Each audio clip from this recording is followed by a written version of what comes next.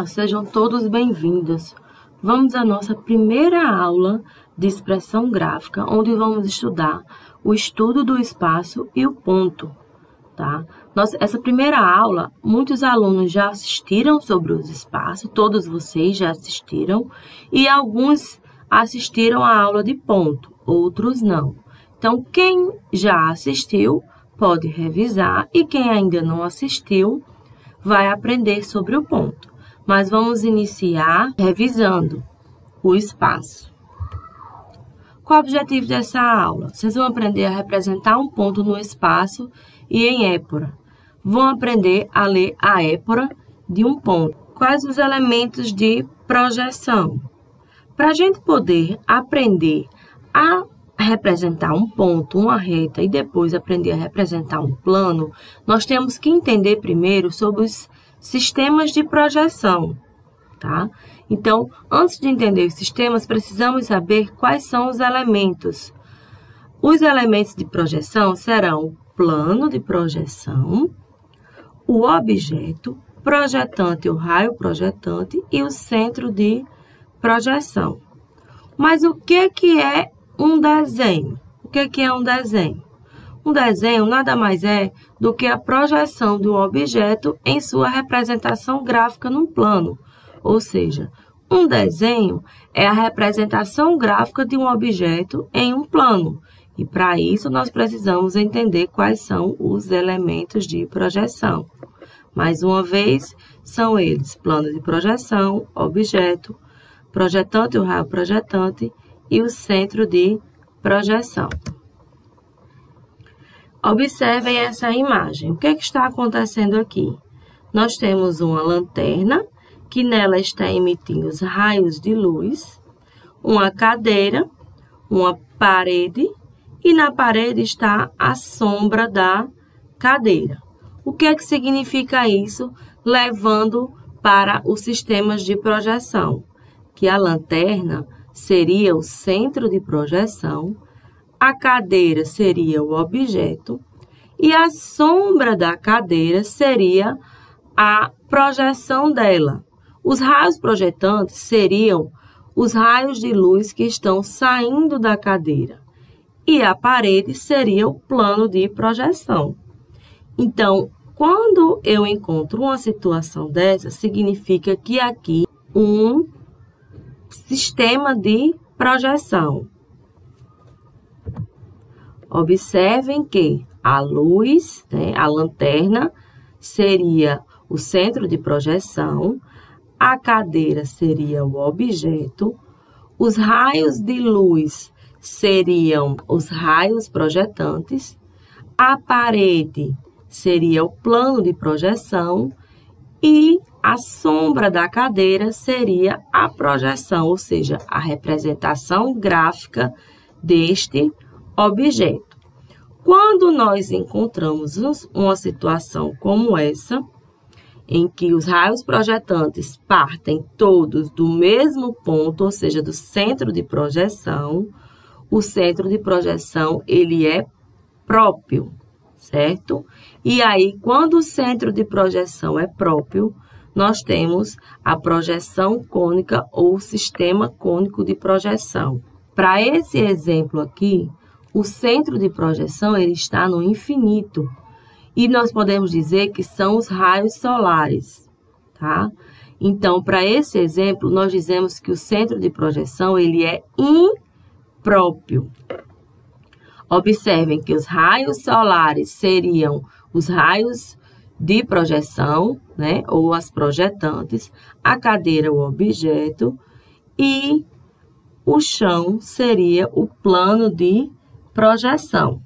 Quando os raios projetantes interferem na cadeira, eles interceptam a cadeira, eles projetam a sua imagem no plano, Então, a sombra da cadeira aqui seria a projeção deste objeto.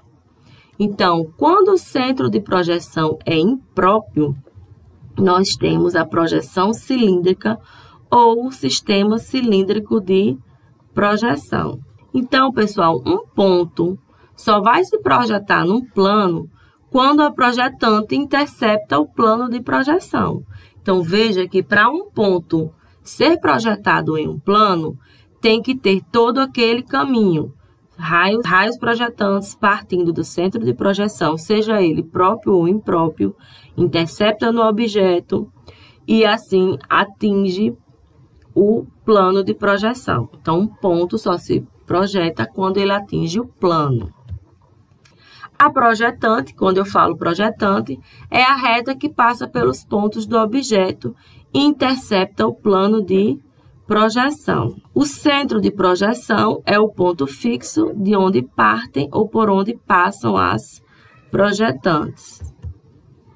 Então, nós classificamos o sistema de projeção de acordo com o centro de projeção. Se o centro de projeção for finito, ou seja, ele tem uma distância conhecida entre o centro e o plano, que é para aquele exemplo lá da lanterna, nós temos o sistema cônico. Quando o sistema de projeção ele é infinito, que é para aquele exemplo do Sol, certo? Nós temos o sistema cilíndrico de projeção. Então, nós vimos dois sistemas, o sistema cônico e o sistema cilíndrico. Vamos entender um pouquinho do sistema cônico de projeção. O que é o sistema cônico de projeção?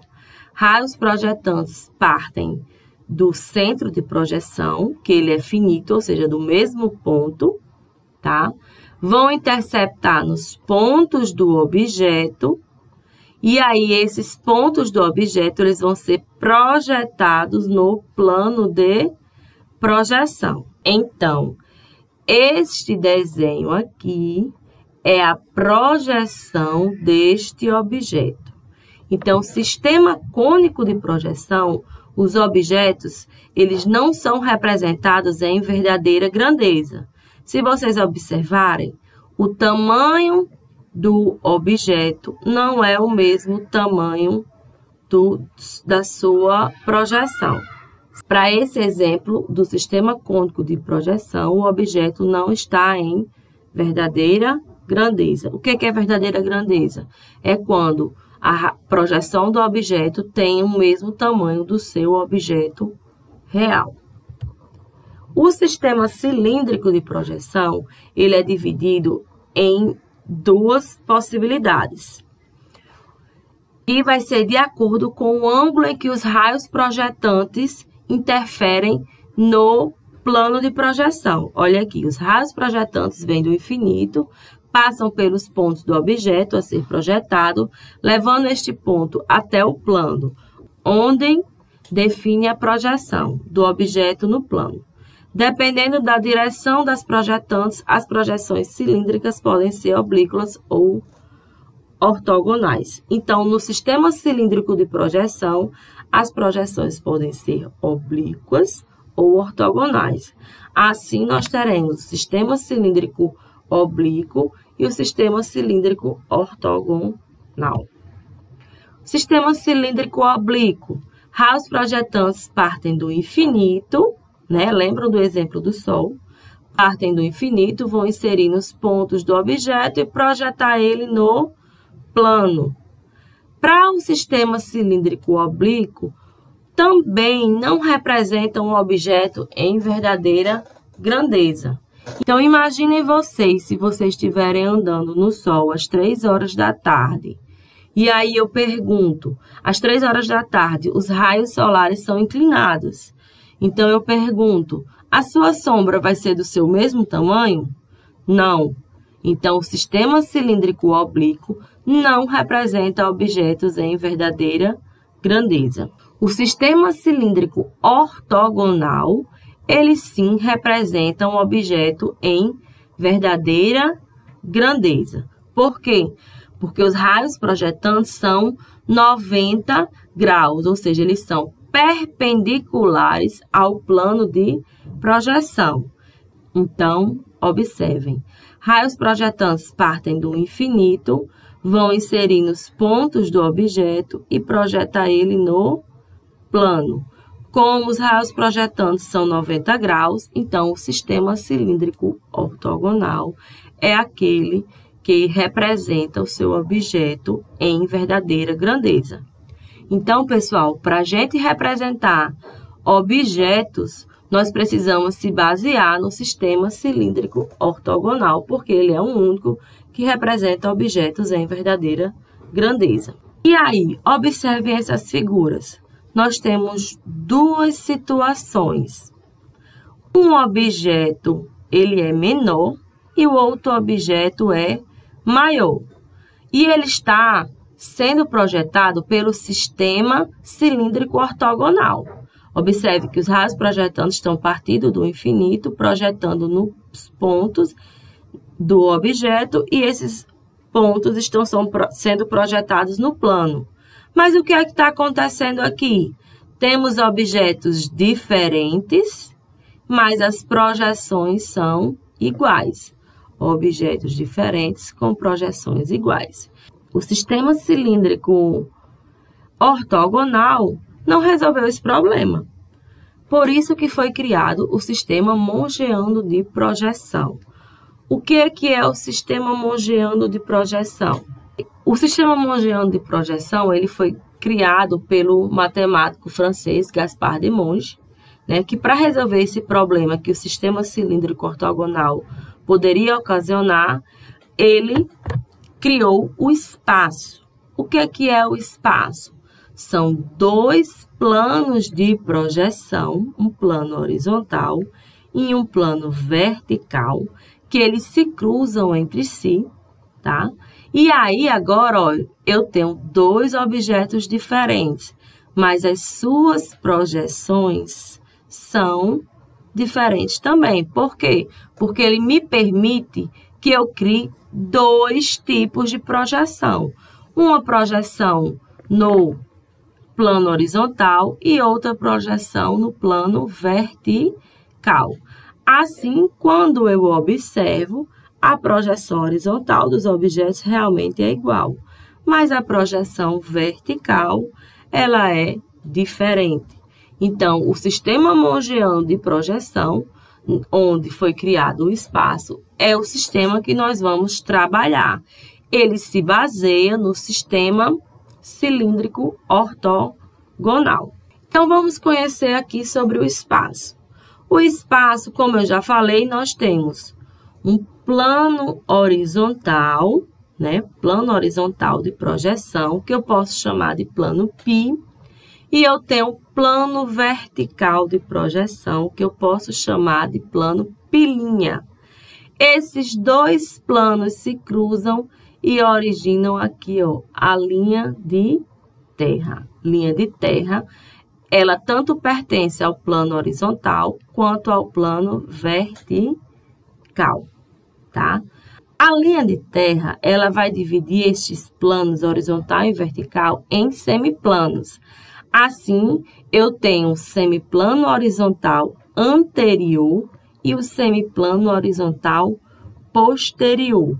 Semiplano horizontal anterior, ele está à direita da linha de terra. E o semiplano horizontal posterior está à esquerda da linha de terra. A linha de terra também divide o plano vertical em semiplano vertical superior e semiplano vertical inferior. O semiplano vertical superior está acima da linha de terra e o semiplano vertical inferior está abaixo da linha de terra. Então, nós temos 4 semiplanos. Semiplano horizontal anterior, que eu posso chamar de πA. Semiplano horizontal posterior, que eu posso chamar de πP. Semiplano vertical superior, que eu posso chamar de π'S. Sempre que for plano vertical, eu vou chamar de π'. Então, semiplano vertical superior, eu vou chamar de π'S. E o semiplano vertical inferior, eu vou chamar de π'I. O espaço entre um semiplano e outro, eu vou chamar de diedro. Então, no espaço, nós temos 4 diedros. O primeiro diedro está entre o semiplano horizontal anterior e o semiplano vertical superior. O segundo diedro está entre o semiplano horizontal posterior e o semiplano vertical superior. O terceiro diedro está entre o semiplano horizontal anterior e o semiplano vertical inferior. E o quarto diedro está entre o semiplano horizontal anterior e o semiplano vertical inferior.